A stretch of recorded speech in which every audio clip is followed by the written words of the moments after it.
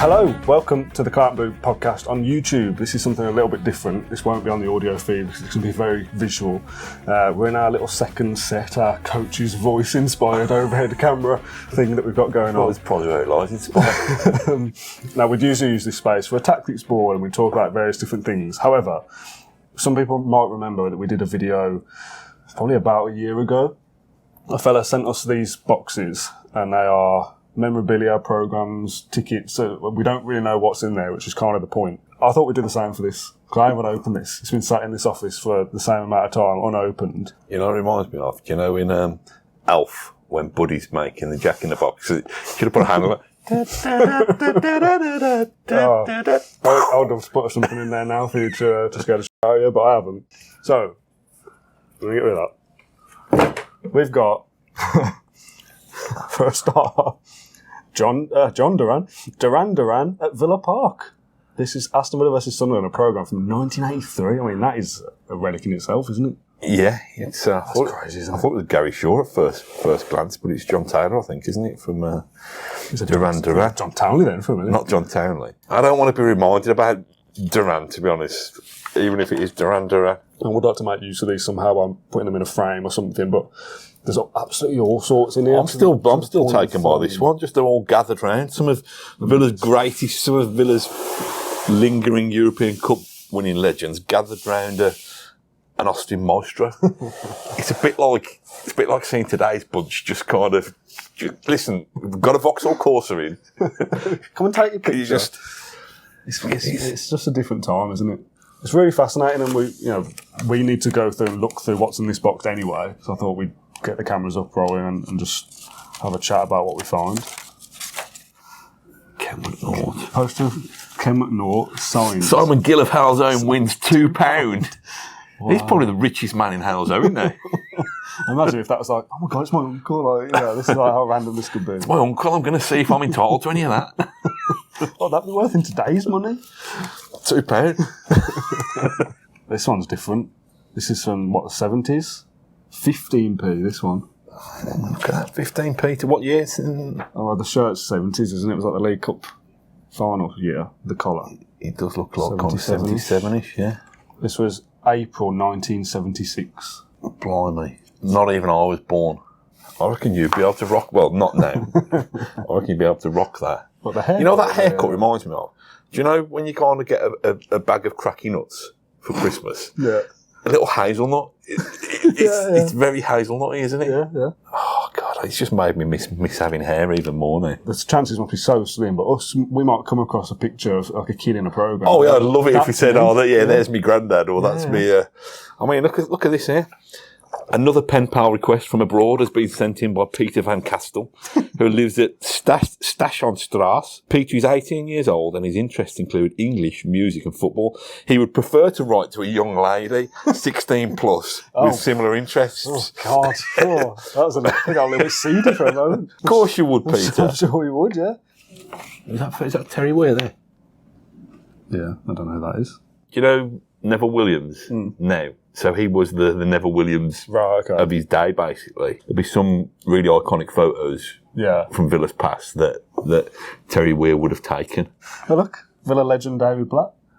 Oh, there he is. And what a great shirt that is, by the way. It's a great shirt. I'm not a fan of the away kit that year, though, that the kids are wearing it. Let's go begin.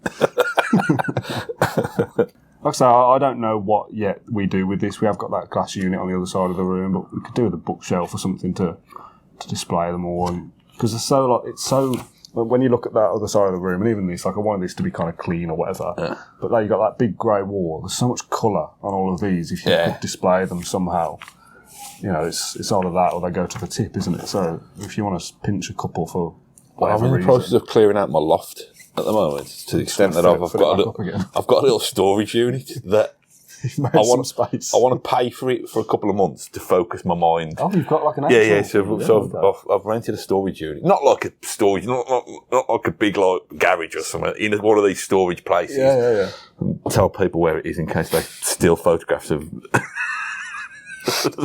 my family and hold me to ransom. I just need. Listen, this is a cry for help. What is the best way to store programs? Because I like those. Like a plastic wallet kind of. Yeah, but I don't know. Can you get them? You must be able to. I've uncovered here a kind of a leaflet brochure for the new home kits of 2003-4. Just the way that it was done, even that you could order it by filling in a piece of paper with your address on and what. So does this to you feel like from another age?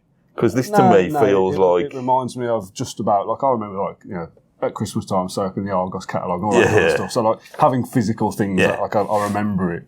But you think now, like if I wanted to order the new shirt, get on my phone, fill in a couple of text boxes, double click Apple Pay, and it's sent to my house. Yeah. I've got to get this presumably from the club shop or somewhere, or it's sent through the letterbox. Got to get a pen. Got to write in all these little boxes. What do I want on the back? Vassell. How do I spell Vassell? You know what I mean? It's just different, isn't it? Yeah.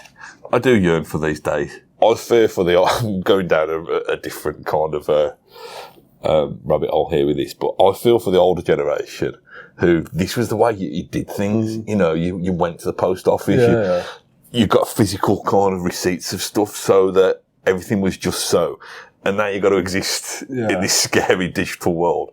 Take me back to 2023 in the Deodora Rover kit form. Tell me what the price is. Home shirt, long sleeve, $42.99. I mean, the fact you can't buy long sleeve these days irks me a little bit. I wish you could still get long sleeve stuff.